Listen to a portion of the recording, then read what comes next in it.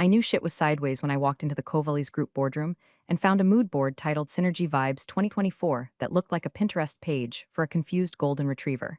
That's my life. I'm the process optimization lead, which is corporate speak for the janitor of executive stupidity.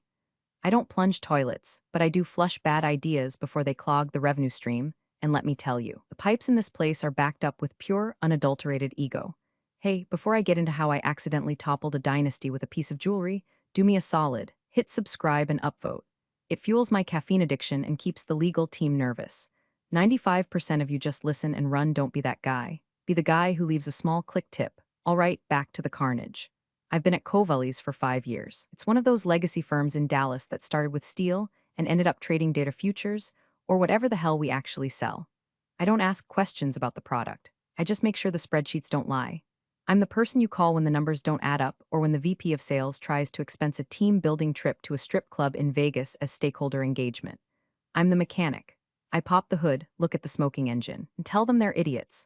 They pay me well enough to afford a mortgage and a decent bottle of bourbon, so I stay. But the ecosystem changed 6 months ago. That's when Avery showed up.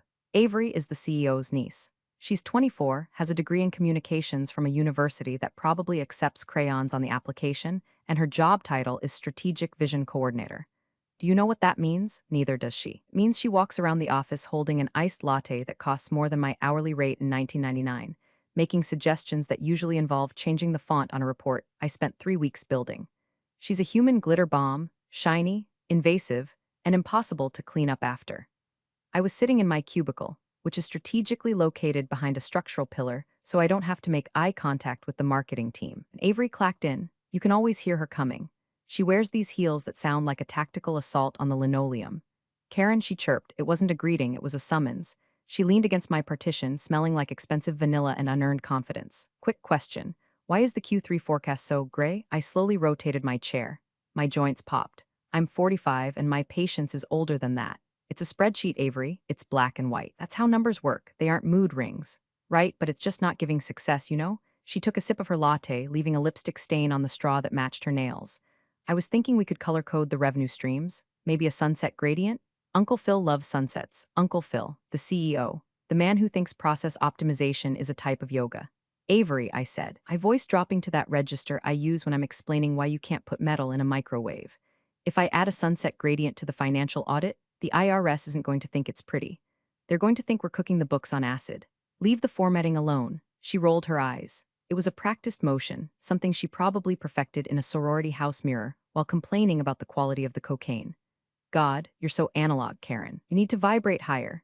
She pushed off my desk, knocking over a stack of invoices I had just reconciled. She didn't apologize. She didn't even look down. She just strutted away, texting someone on a phone that had a case bigger than her head. I looked at the invoices scattered on the floor. This was the routine. I build the house, they spray paint graffiti on the walls and call it renovation. Most people would snap. They'd storm into HR and file a complaint. But I know better. HR in a family-run company is just a suggestion box that feeds directly into the paper shredder. You don't fight the niece, you survive her. You keep your head down, you fix the leaks, and you wait for the rust to eat them alive. I picked up the papers one by one. I'm used to cleaning up. My dad, Alan, was a mechanic for real. Not a corporate one like me, but a grease under the fingernails, pack of reds in the sleeve guy. He taught me that machines don't care who your daddy is. If you don't maintain the pressure, the boiler explodes. It doesn't matter if the CEO is standing next to it or the janitor. Physics is the great equalizer. In Kovali's group, this place was a boiler with the safety valve taped shut. I went back to work. I had a meeting later that afternoon with a prospective client, some billionaire named Dorian Fleet, who was rumored to be buying a 20% stake in the company. The office was buzzing. People were running around like headless chickens trying to look busy.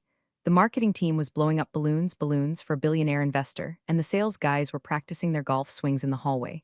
I just opened Excel. I had data to scrub. Around 2 p.m., I went to the break room to refill my coffee. The coffee at Kovali's is sludge. It tastes like burnt rubber and despair, but it's free and it's hot.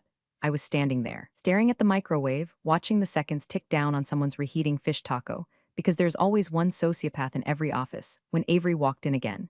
She was with two of her minions, junior associates she'd poached from actual work to follow her around and laugh at her jokes. She saw me and stopped. A smirk curled up her face, toxic and sweet. Karen, she said, loud enough for the whole room to hear. I was just telling the girls about your vibe. It's so retro, like I gave up on my dreams in 2004 chic. Her minions giggled. I poured my coffee. I didn't turn around. You need something, Avery, or are you just narrating my life for sport? I just think it's cute, she continued, stepping closer. How you just exist here, like furniture. I turned then. My hand was wrapped around my mug. On my ring finger, the fluorescent light caught the dull glint of silver. Avery's eyes dropped to my hand. She squinted. And that ring, she laughed, pointing a perfectly manicured finger. God, Karen, did you get that out of a gumball machine? It looks like something a trucker would trade for a pack of gum. The room went quiet, not the respectful quiet of a library, but the awkward quiet of a car crash. The minions covered their mouths. I looked down at the ring. It was heavy, sterling silver, engraved with a pattern of gears and ivy, worn smooth by 50 years of friction. It wasn't jewelry. It was a knuckle duster disguised as a keepsake. I looked up at Avery. I didn't smile. I didn't frown. I just looked at her with the flat, dead eyes of a woman who knows exactly where the bodies are buried because she dug the holes. It has sentimental value, I said, my voice gravel. Sentimental? Avery scoffed. Please, it's scrap metal. You should melt it down. Maybe buy yourself a personality. She spun around, her hair whipping the air, and marched out, her minions trailing in her wake like exhaust fumes. I stood there for a long moment. My pulse wasn't racing. I wasn't crying. I took a sip of the burnt coffee. It tasted like gasoline. I like gasoline. It meant something was about to burn. That ring wasn't from a vending machine. It was from a dead man's hand. My dad, Alan Harwood, wasn't a soft man. He was made of callus and cough suppressants. He didn't hug, he fixed things. If my bike broke, he didn't buy me a new one. He handed me a wrench and told me to figure out the torque ratio. When he died, he didn't leave a portfolio of stocks or a summer home in the Hamptons. He left a garage full of half-restored engines and this ring. He wore it every day. It was custom-made, he told me once. Forged in the fire just like us, Car Bear. He'd tap it against the table when he was thinking. Clink, clink, clink. Sound of a problem being solved. When the cancer finally ate the last of him, I took it off his finger. It was still warm. I had it resized, but I kept the grit. I didn't polish it. I liked the scratches. Each scratch was a story of him busting his knuckles to put food on my table. Avery calling it scrap metal didn't hurt my feelings. It insulted my religion, and my religion is competence. I went back to my desk and sat in the silence of my rage. It wasn't a hot, screaming rage. It was a cold, calculated assessment of structural weakness. Avery was a rust spot, and you don't paint over rust. You grind it out. The afternoon wore on. The office energy shifted from panic to hysteria. The billionaire was coming, Dorian Fleet. If you don't know the name, Dorian Fleet is the kind of guy who buys companies just to dismantle them for spare parts. He's a venture capitalist vulture, but the classy kind. The kind that wears bespoke suits while he eats your liver. He was looking to acquire a minority stake in Covallies, which meant an influx of cash that Uncle Phil desperately needed because, rumor had it, he'd bet the Q2 profits on some crypto scam his golf buddy pitched him. At 3:00 p.m., the summons came. All senior staff to the war room. I'm not technically senior staff in terms of title, but I'm the only one who knows how to project the financial models without crashing the server, so I was required. I grabbed my laptop and my notebook, a battered leather thing, not an iPad, and headed to the conference room. It was a scene. The table was mahogany, polished to a mirror shine that reflected the desperation in everyone's faces. Uncle Phil sat at the head, sweating through his dress shirt. He looked like a ham that had been left out in the sun. Next to him was Avery. She had changed. She was wearing a power suit that looked like it was made out of aluminum foil and hopes. She was manic, arranging a stack of color-coded binders that I knew for a fact contained zero actual data. Karen, Phil barked when I walked in. Did you fix the projector? Avery says the vibes were off in the HDMI cable. The cables don't have vibes, Phil, I said, plugging in. They have pins. I fixed it. Great, great. Now sit in the back. Don't speak unless asked. We need to present a youthful, dynamic front to Mr. Fleet. Energy, synergy, disruption. I sat in the corner in the shadows just the way I like it. I opened my laptop and pulled up the real numbers, just in case the youthful dynamic decided to drive the presentation off a cliff. At 3:15 p.m. precisely, the doors opened. The room temperature seemed to drop 10 degrees. Dorian Fleet walked in. He wasn't what I expected. I expected a tech bro in a hoodie or a dusty old banker. He was neither. He looked like a retired hitman. Tall, sharp features, gray hair cut with military precision. He wore a suit that cost more than my house, but he wore it carelessly like it was just a uniform. He didn't smile. He didn't shake hands. He just walked to the empty chair opposite Phil, sat down, and placed a single, slim folder on the table. His eyes scanned the room. They were predatory. They swept over Phil's sweating face, over the marketing team's balloons, over Avery's shiny binders. Then, for a split second, they landed on me in the corner. He paused. A flicker of something, confusion, recognition, crossed his face. Then it was gone. Mr. Fleet, Phil boomed, his voice cracking. Welcome to Covallies. We are so thrilled to skip the foreplay, Phil, Dorian said. His voice was quiet, deep, and absolutely terrifying. I have 45 minutes before I have to be in Tokyo via Zoom. Show me why I shouldn't let this company go bankrupt and buy the IP at auction for pennies. Phil turned pale. He looked at Avery. Avery, go, the presentation. Avery stood up. This was her moment. She flashed a smile that was all teeth and whitening strips. Mr. Fleet, she purred, clicking a remote. The screen behind her exploded into a kaleidoscope of meaningless charts. Here at Covellies, we aren't just a company, we're a family. We believe in organic growth, holistic synergy, and leveraging our core competencies to ideate the future.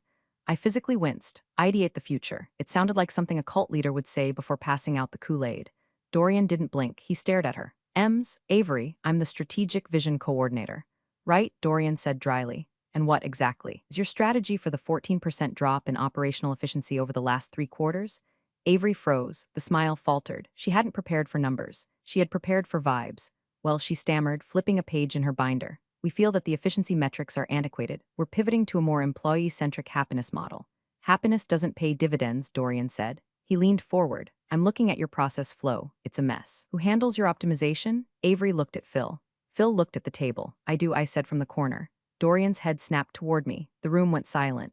Avery shot me a look that screamed, "Shut up, you peasant." You? Dorian asked. Karen Harwood, I said, not standing up. Process lead. And the efficiency drop isn't because of happiness. It's because we switched supply chain vendors to a company owned by Phil's brother-in-law, which increased lead times by 22%. Phil made a choking sound. Avery's mouth dropped open. Dorian stared at me. A slow, shark-like smile touched his lips. Come closer, Miss Harwood, he said. I want to see your data. I stood up. I walked toward the table. I placed my hand on the mahogany surface to lean in and point at a figure on the screen. My hand, the hand with the ring. Dorian's eyes went to the screen, then down to my hand. He froze. He stopped breathing. The silence in the room changed texture. It went from awkward to heavy. He reached out, his hand hovering over mine. He wasn't looking at the data anymore. He was staring at the battered, scratched silver ring on my finger. Where did you get that? He whispered. The menace was gone from his voice, replaced by something that sounded like shock. Avery laughed, a nervous, jagged sound. Oh, ignore that, Mr. Fleet. It's just some junk she, quiet, Dorian snapped. Without looking at her, he didn't raise his voice, but the word hit her like a slap. He looked up at me, his eyes intense. I asked you a question. Where did you get that ring? I looked him dead in the eye. I didn't know why he cared, but I wasn't going to lie. It was my father's, I said, Alan Harwood. Dorian sat back in his chair. He looked like he'd been punched in the gut. He looked from me to the ring and then to Phil. Alan Harwood, he repeated. He let out a long breath. Well, that explains the competence. He looked at me again. You have no idea, do you? Idea about what? I asked. If you're Alan Harwood's daughter, Dorian said, his voice ringing clearly in the silent room, and you hold that ring, then you aren't the process lead. He paused for effect. You're the majority heir to this entire company. The silence that followed was absolute. It was the kind of silence you get after a bomb goes off before the screaming starts. Uncle Phil looked like he was having a stroke. His face went from ham pink to ash gray. Avery looked like someone had just told her that Gucci was discontinued. Her eyes darted between me and Dorian, trying to process the words, but the processor was offline. Excuse me, Avery squeaked. Heir, she's the IT lady. She fixes the printer. Dorian ignored her. He stood up, buttoning his jacket. This meeting is over. Everyone out, except Miss Harwood. Now see here. Dorian, Phil sputtered, trying to regain some semblance of authority. You can't just dismiss my board in my own building. Alan Harwood was a mechanic, a grease monkey. He fixed the boilers in the 80s. Dorian turned on Phil slowly. Alan Harwood was the silent partner who patented the thermal regulation algorithm that this entire company is built on. You built the shell, Phil. Alan built the engine. And you know damn well what the founding charter says. Phil slumped back in his chair. He knew. The realization washed over him and he looked small, defeated. Out, Dorian said again. They scrambled. Avery shot me a look of pure distilled venom as she grabbed her binders, but she left. The door clicked shut. It was just me and the billionaire. I didn't sit down. I crossed my arms. All right, I said. Cut the crap. What is this, a prank? Am I on a reality show? Dorian walked over to the window, looking out at the Dallas skyline. He pulled a silver cigarette case from his pocket. Do you mind? I smoke Marlboro Reds in my truck on lunch break, I said. I think I can handle secondhand vapors. He chuckled, a dry, rusty sound. Alan smoked Reds, filthy habit. I told him it would kill him. It did, I said flatly. Dorian turned back to me. I'm sorry. He was a singular man. We started Covellies together, 40 years ago, in a garage in Dayton. Phil was the money man. He had the inheritance. I was the strategy. But Alan was the genius. He wrote the code for the intake systems on napkins. He designed the hardware with scrap metal. He never told me, I said. He just said he worked maintenance. He hated the suits, Dorian said, gesturing vaguely at the boardroom. He hated the politics. When we went public, he refused the shares, said he didn't want to be a paper pusher. He took a cash buyout and walked away, or so we thought. Dorian sat on the edge of the table. But he didn't trust Phil. He knew Phil was a corner cutter, so he made a stipulation in the charter, a dead man's switch. He kept a 51% controlling interest in a dormant trust, locked behind a physical key. He pointed to my hand. The ring? I asked, looking at the beat-up silver. You're telling me this ring is a key? It's jewelry, not a USB drive. It's not digital, Karen. It's symbolic, but legally binding. The charter states that the trust activates only when the bearer of the founder seal is recognized by a fellow founding partner. That clause was buried so deep even the IRS missed it.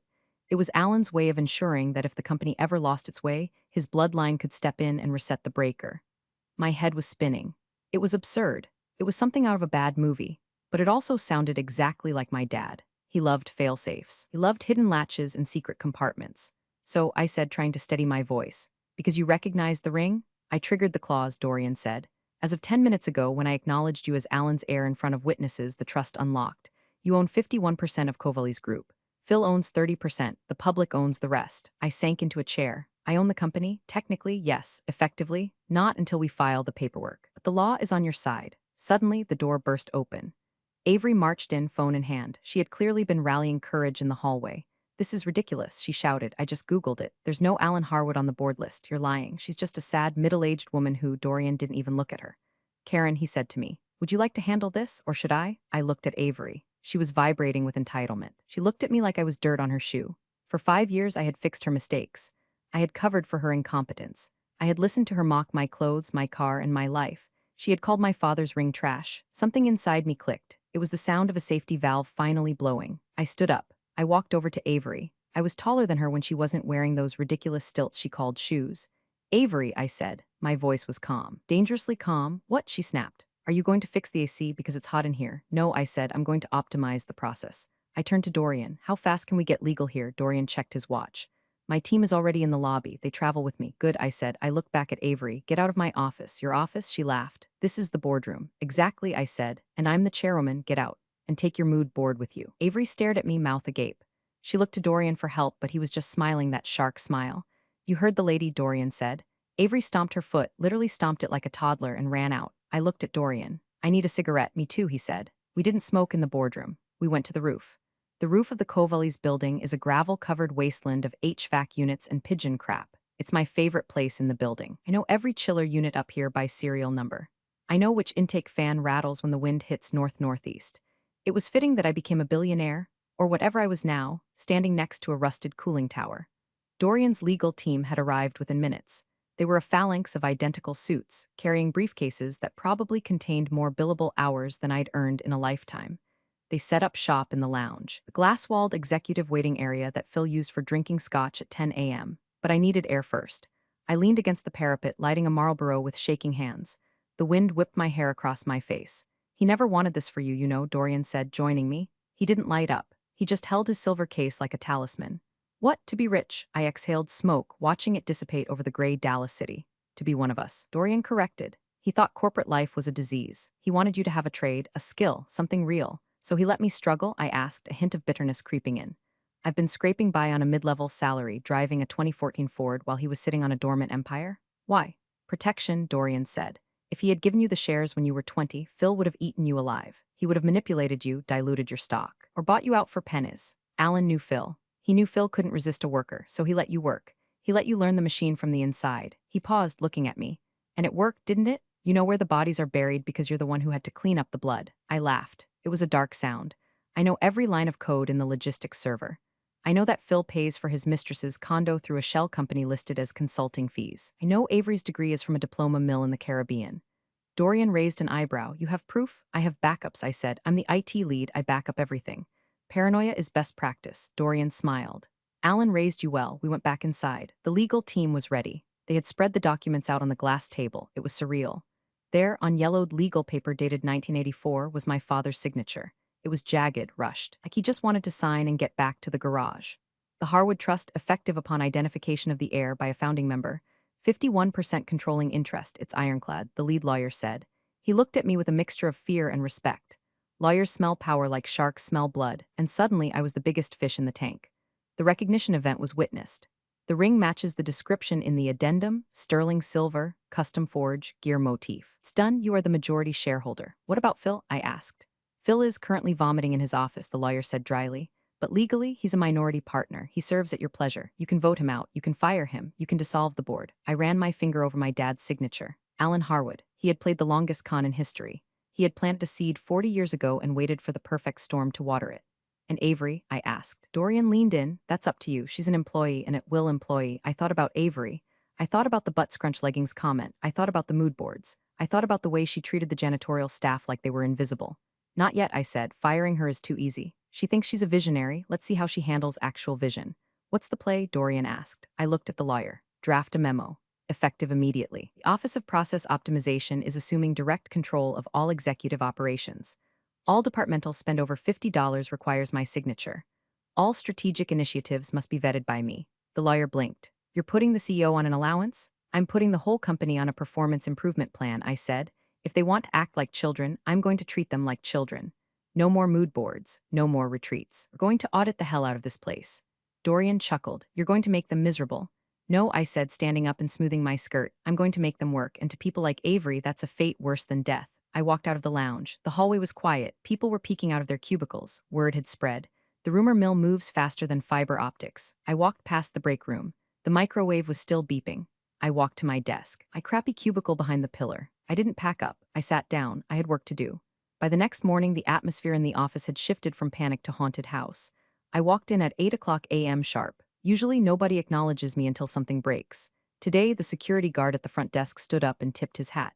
Morning, Miss Harwood. Morning, Dave, I said. Your badge reader is lagging again.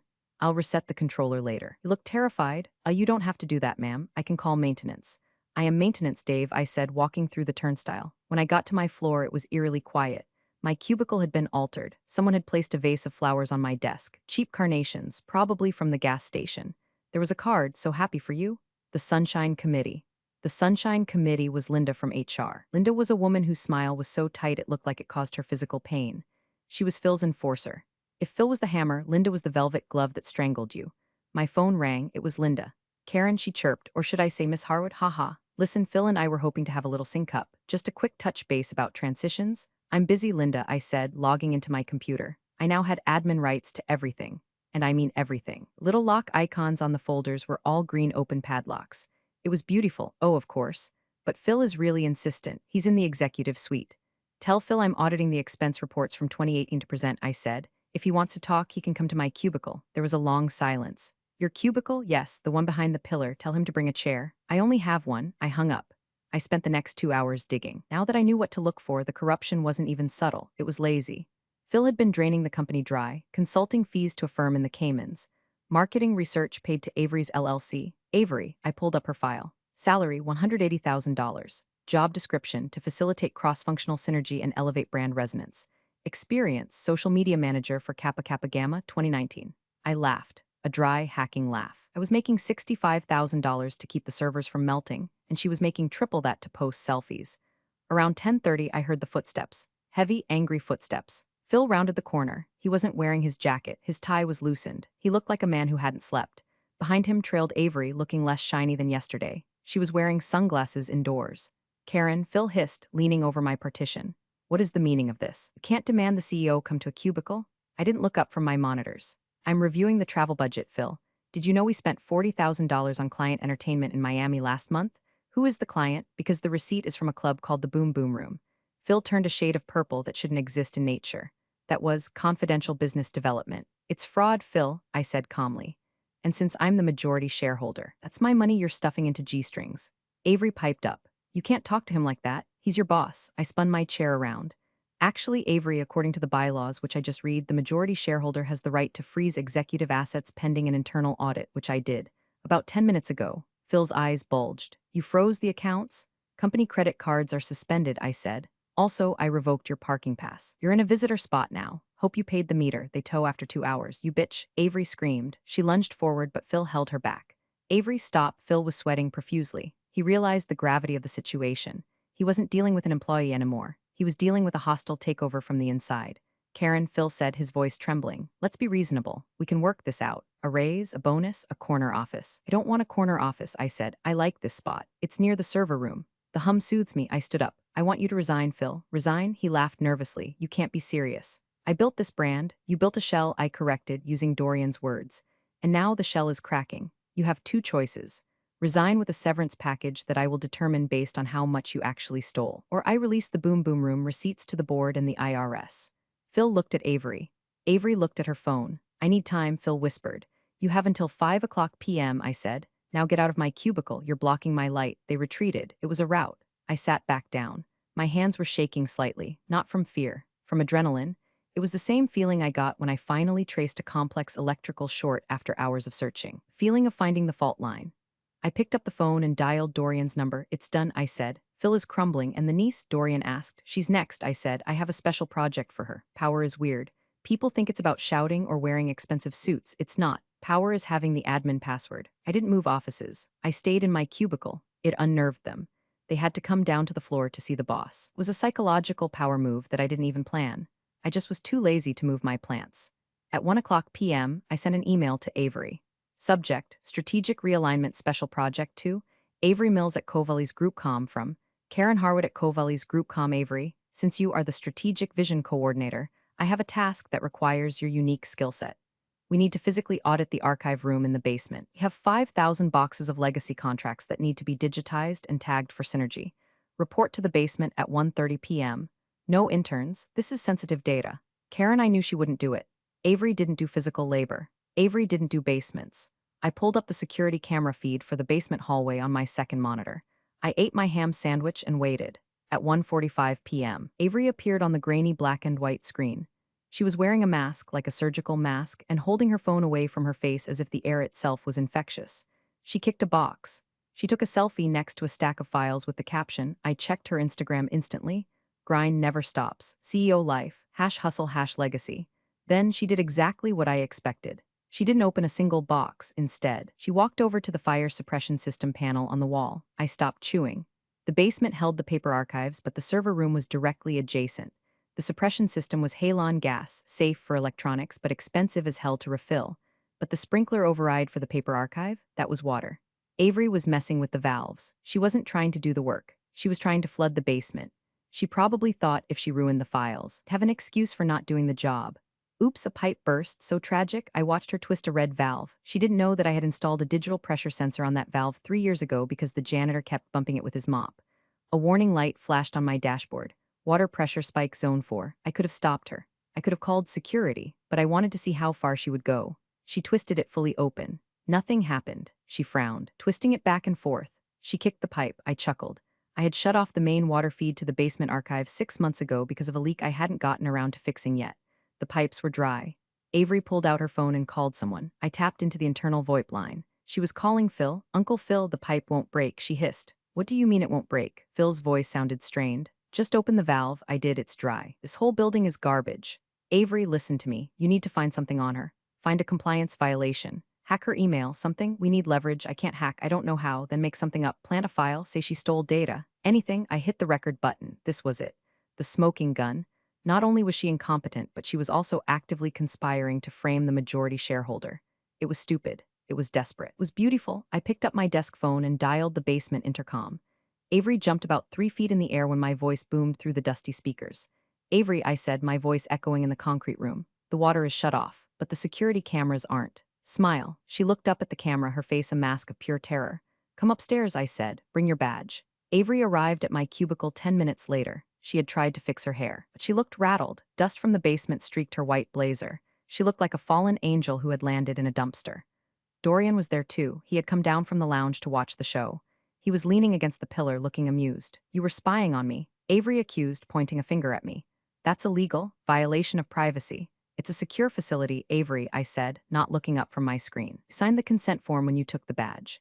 Paragraph 4, Section C, all activities on company property are subject to monitoring.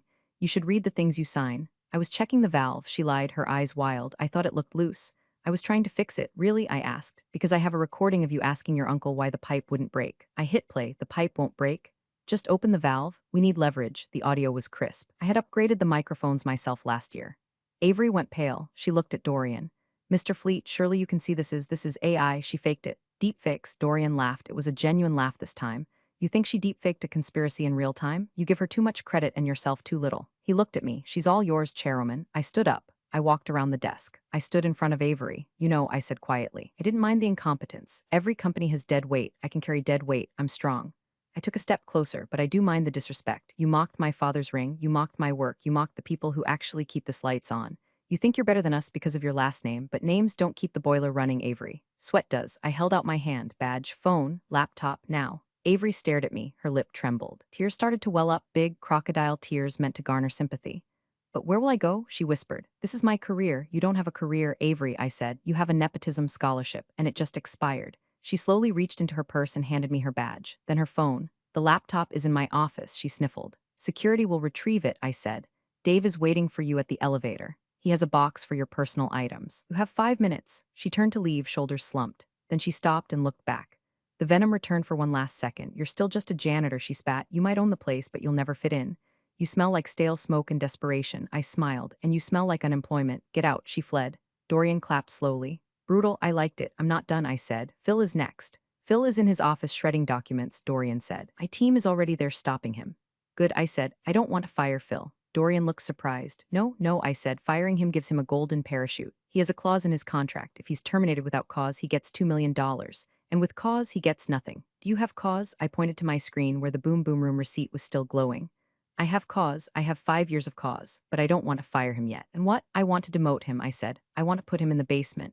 Dorian's eyes widened. You're joking. He started as a manager. He forgot what the work is like. I think he needs a refresher course. I'm going to offer him a choice, immediate termination with legal action for embezzlement, or he becomes the new archive clerk.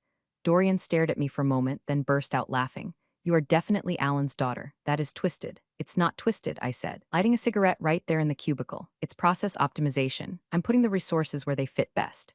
The emergency board meeting was scheduled for 4 p.m. I didn't change my clothes. I was still wearing my slacks and my cardigan. I didn't want to look like them. I wanted them to know exactly who was beating them. The boardroom was full. The other minority shareholders, mostly Phil's golf buddies, were there, looking confused and nervous. Phil was sitting at the far end of the table. He looked like a man who had aged 10 years in 10 hours. Dorian sat at my right hand. I walked to the head of the table, Phil's chair. Excuse me, Phil, I said. You're in my seat. Phil looked up. His eyes were red. He looked at the other board members, hoping for an ally. Nobody moved. They had seen the legal memos. They knew the score. Phil slowly stood up and moved to a side chair. I sat down. The chair was ergonomic mesh. Too soft? All right, I said, placing my notebook on the table. Let's keep this brief. I have actual work to do. I looked around the table. As of today, the Harwood Trust has exercised its controlling interest. I am the acting CEO and chairwoman of the board. A murmur went through the room. One brave soul, a guy named Chad who wore too much cologne, raised his hand. Karen, no offense, but do you have any executive experience? You're the IT support, right? I looked at Chad. I know that you use your company laptop to mine Dogecoin, Chad. I suggest you stop asking questions before I audit your hard drive. Chad shut up immediately. Now I continued, regarding Philip. All eyes turned to Phil. We have discovered significant irregularities in the financial reporting, I said, sliding a file folder down the table. Embezzlement, fraud, misuse of corporate funds. The board gasped. Phil put his head in his hands, however. I said, Phil is family, and we value legacy. I looked at Phil. I am offering you a settlement, Phil. You will repay the stolen funds, will garnish your wages, and you will remain employed at Covelli's group. Phil looked up, hope flickering in his eyes. Really? Karen, thank you, I can stay on as? As the archive manager, I said. In the basement. The room went dead silent. The basement? Phil whispered. We have 5,000 boxes that need scanning, I said. It's a big job. It requires synergy. And since Avery is no longer with us, the position is open. Salary is $45,000 a year, no benefits, you start Monday. Phil stared at me. He looked at the folder of evidence, the strip clubs, the shell companies, the fraud. He knew if I went to the police, he was looking at 5 to 10 years in federal prison. Phil swallowed hard. I accept. Good, I said. Don't wear a suit. It's dusty down there. I stood up. Meeting adjourned. Get back to work. I walked out of the room. I could feel their eyes on my back. Fear, respect, terror. It felt good. Dorian walked with me to the elevator. You're terrifying, he said. I'm efficient, I corrected. So what now? You going to buy a yacht, a penthouse? I looked at the elevator buttons. No, I'm going to buy a new AC system for this building. The current one is garbage. Dorian smiled. You know, Alan would have loved this. He would have laughed his ass off. Looked down at the ring. Yeah, he would have. A week later, Dorian insisted on taking me to dinner, not a business dinner, but a victory lap. We went to the most expensive steakhouse in the city, the kind of place where the waiters wear tuxedos and judge your shoes. I wore my work clothes. I didn't care. I owned the company that probably owned the building. We were halfway through our ribeyes when I saw her. Avery, she wasn't eating. She was working. She was the hostess. Apparently, social media skills didn't transfer well to the job market, and her uncle couldn't bail her out anymore because he was currently sorting invoices in a windowless basement. She saw me. She froze. She was holding a stack of menus. I waved, a small, polite wave. She turned red, pivoted, and fled into the kitchen. Was that the niece? Dorian asked, sipping his wine. That was the glitch, I said. Glitch resolved. I took a drink of my bourbon. It was smooth. expensive. But honestly, I missed the burn of the cheap stuff. So Dorian said, "You fixed the company, you purged the rot, you have the power. Are you happy?" I thought about it. Was I happy? I was tired. I had spent the last week firing useless VPs and renegotiating vendor contracts. My back hurt from sitting in the ergonomic chair. But the hum of the office was different now. It wasn't the frantic buzz of anxiety. It was the steady thrum of an engine running clean. Engineers were talking to the sales team. The money was going into R&D, not mood boards. "I'm satisfied," I said. "The system is optimized." Dorian raised his glass to Alan, the mechanic who bought the world. I raised my glass to the ring, the key that started the engine. We drank. Later that night, I drove home in my 2014 Ford. I didn't upgrade my car. I liked knowing the quirks of the transmission. I pulled into my driveway and sat there for a minute, the engine ticking as it cooled. I looked at my hand. The ring caught the light of the street lamp. It was still scratched, still battered, still looked like something from a vending machine, but it was heavy. I took a drag of my cigarette and blew the smoke out the window. Turns out, you can't polish a turd, but you can definitely flush it. And if you have the right wrench, you can rebuild the whole damn bathroom while you're at it. I flicked the butt into the darkness. Back to work tomorrow. Phil probably jammed the scanner again. You're the real MVPs of the office jungle. Thanks for watching.